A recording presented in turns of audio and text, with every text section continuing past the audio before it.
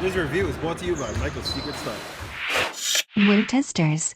What's going on YouTube? It's your boy Stan from WearTesters.com, here to bring you a much anticipated performance review of what you all been waiting for. It is the Nike Zoom KD10. The traction. The traction of the Nike Zoom KD10 utilizes a very finite circular pattern, similar to what we've seen in the Kobe 9 and the Kobe 9 Elite. The KD9 in itself utilized a honeycomb pattern, something completely different from what we've seen in this particular model. The rounded circles are strategically placed on areas where your feet placement would be more aggressive. On certain cases, if you play in this shoe outdoors, it probably won't last very long, especially with, it's just based on durability. In terms of if you play on dusty courts, you're gonna find yourself wiping a lot more because, especially particularly along the forefoot where the strategic circles are placed and along the part of the heel area, I find myself wiping a lot more often because the way the grid lines are placed in terms of the circle, they pick up dust a lot more frequently. Not something I'm a fan of, so I find myself wiping the shoe more often than not. The shoe works pretty well, nothing stand out-ish in terms of traction, but there's definitely room for improvement. Is the cushion. Cushion's nothing new. It's nothing like you've not seen this before, especially particularly on the KD9. The KD9 Elite, it utilizes the same exact cushion setup.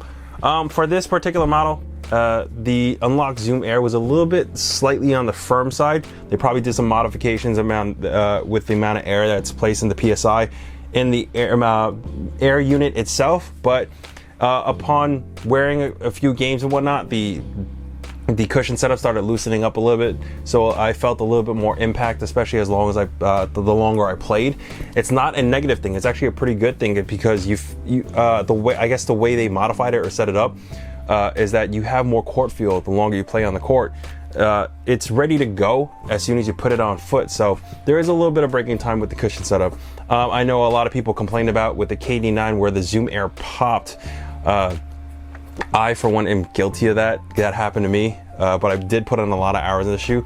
It didn't happen to everyone, but hopefully, I believe they did some modifications where they fixed the issue so the Zoom airbag doesn't pop or come off to the side and whatnot. And people complain about the tubing area. It's honestly, I've played in this shoe quite often and a good amount of time, and didn't have that issue with the tubing to the Zoom Air popping along the forefoot. So, cushion setup.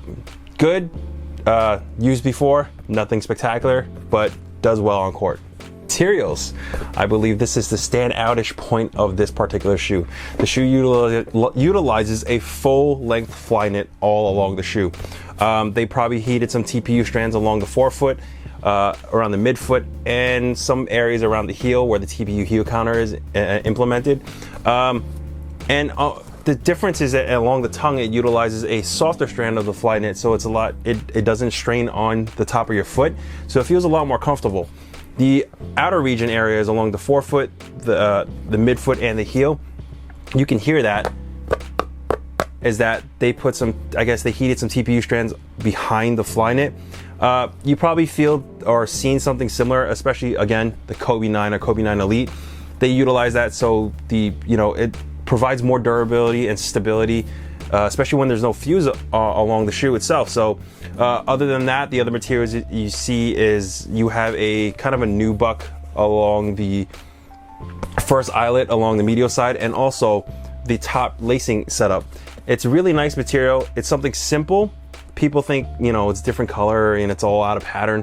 However, these items in the forefoot and along the top lacing system they have a motive to keep you locked in. That's generally what it does. The materials overall, solid rubber outsole, Unlock Zoom Air cushioning, internal heat TPU heel counter, and just a really nice fly knit material along the foot. Feels great. It's not something I can complain about. I think this is one of the key aspects of this shoe, is that the materials utilized were really, really, really nice. So onto the fit. The fit of the shoe, I would say, is maybe kind of tricky for those who have a slightly wider foot like myself. You can consider staying true to size. For those who like a snug fit and like that kind of one-to-one fit, a little bit narrow feet, do consider trying these on in store. Highly recommended. Or you can go down half a size. The other cases, the fit overall is really fine. I never had an issue with it. Because the KD9 utilized a mesh back panel with a fused overlay towards that connects the Flyknit forefoot, it kind of compressed to your foot a lot tighter than you normally would like. For this case, with the all upper Flyknit construction, it's a little bit more loose fitting because of the way of the external lacing setup, which is I thought it was a really nice rendition of how they used it for a lockdown purpose. However, I did have some issues, especially when one of my lace loop just ripped off for some apparent reason. So that's that's a construction or manufacturing issue they probably might want to look at, especially when they should reinforce the lacing areas, especially with about 6 strands of thread that they're using currently. But to each his own. That's my opinion, especially when I have this shoe and performing in it and the lace loop rips. Other than that, the fit along the heel area is a very nicely padded extra cushioning for your Achilles and your heel. So that's not something you can really that's what they previously did in the KD9 also, so you feel comfortable right and set on foot. To the support, the support is above adequate at best. The issue, of course, I did have was the lace loop popping when I was in the middle of playing. So if for those who lace their shoes really tightly, so if you tug on your laces while you're trying to lace up, be very, very careful, because that could be an alternate case where you pop out the lace loop. So that's, in my honest opinion, it's a design flaw, because I've seen and I've known a lot of people who like to lace their shoes tight. So you do that, be very careful and mindful. The other thing is the support itself is from the TP heel counter, and the extra padded heel feels really nice on foot. The tongue and the heel, the Flyknit material, it doesn't act like a sock-like thing to compress through your foot, but it's more like a pull tab for you to get your feet into the shoe, which is a really nice feature, especially when the material is really soft. The other thing is the nubuck placements, especially with especially along the forefoot, the medial side, and the heel lockdown. I mean, not the heel lockdown, the lacing lockdown. It's strategically placed to lock you in. So once you tie yourself tight enough and you lace it up, you're pretty much compressed and locked in without protrusion or pain in the top of your foot. So that's one of the nicer features I did like about the Nike Zoom KD10. The alternate thing is the maxed Unlock Zoom Air. It feels really nice on foot once you get it broken in. Not too bouncy like the KD9, but this one is pretty much exactly the same with some minor modifications, but it feels really nice on foot. The other thing I did have an exception to is probably the outsole. Picks up, if you play on a really dusty court, it picks up dust more frequently than not, especially along the heel and the top of the forefoot area. I find myself wiping those particular spots more often than I should. So, but if you do play in a much more fine, clean court, I don't think it should be a problem. Maybe 1 or 2 occasional wipes, but I think it's something to improve on. The support overall is above adequate, not the best, but there's, again, definitely room for improvement. Overall, Nike KD10, or what people like to call it, the Nike KD 9.5. It has really a lot of similarities to the Nike KD9 Elite. It's a good shoe, not great, especially for this. They kept the price point at $150 like the previous model. There are some rooms for improvement. I feel like they should reinforce, especially the lacing loop areas, because for those who like to tie their shoelaces tight and pull on the laces, they might tug out the lace loop and break. Second thing is,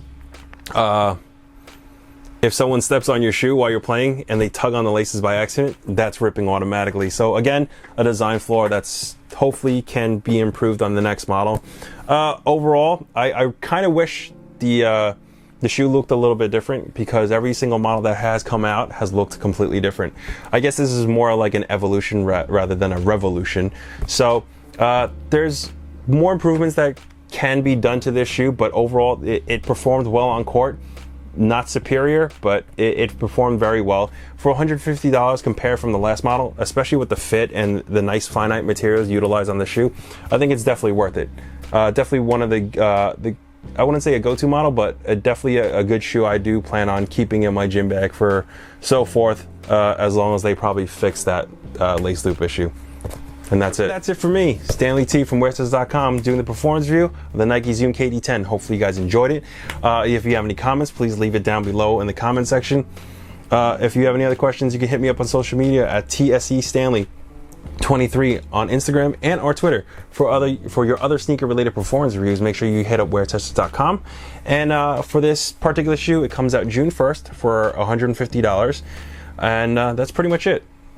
That is it for me, Stanley T from WearTesters.com. Hopefully you guys enjoyed the performance review. I'm done. I'm out. Finished. Peace. Hey guys, there's something I did forget to add, and a lot of you might be wondering, how in the heck did I find a way to finish this performance review if I had a ripped lace loop? Well, this is the story. Once I got it ripped, I actually tried to get in contact with a bunch of people to get this thing resolved, to fix. I know someone close to me that does a lot of stitch work, so they reinforced it and restitched the area where it ripped on the lace loop. I know a lot of you guys hit me up on social media asking me not to finish testing the shoe due to health concerns, because what if I get injured and whatnot? So I do appreciate it. Thank you guys for reaching out. But I felt like I owed it to you guys to finish the performance review of the Nike Zoom KD10, because, you know, it's what we do on WearTesters is very informative, and we feel like we needed to give you do things the right way. And hopefully brands will reach out, or, you know, see this and be like, you know, they might see a design or craftsmanship flaw in regards to the design of the shoe. I'm not saying every pair has the issue or potentially could have the issue, but I feel like I have a job in terms of being honest and to bring it up to the case that, you know, there could be a possibility it could happen, and, you know, just to protect just the consumers, you guys, their viewers, their readers itself, that, you know, there could be a possibility of it potentially happening. I'm not saying it will happen to all pairs, not saying it will happen to anybody in the near future, but unfortunately for this case, it did happen to me. And that's pretty much it. So that's the story behind how I got to finish the performance review of the Nike Zoom KD10. It's because I had someone close to me do some really, really nice stitch work and get this fixed up. I will continue to play in this particular shoe in this case, but I can't say anything in regards to durability or how long the reinforced lacing setup will pan out. But I guess we'll figure it out then, right? Thanks, guys. Peace.